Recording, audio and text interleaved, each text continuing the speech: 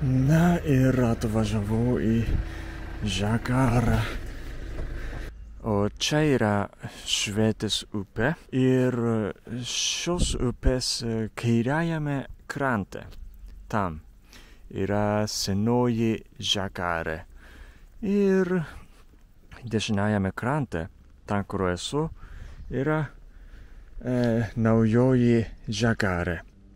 Na ir čia stovi daug senų pastatų, labai kaimietiška atmosfera yra. Iki 19 amžiaus pabaigos naujoji Žagarė ir senoji Žagarė buvo du savarankiški miesteliai ir po to, susijungė. Šis namas yra puodų namas. Na, yra labai paprasta bažnyčia. Na, iš bažnyčios galima matyti senąją Žagarę.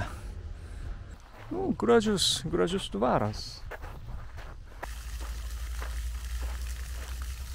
O šis namas puikiai atrodo, kaip menas, matote, kaip gražu. Pagaliau esu miesto centre. Čia yra aikštė. Na, labai didelė miesto aikštė. Čia irgi akmeninė bažnyčia, kaip ir senojoje Žagarėje. Labai graži balta spalva.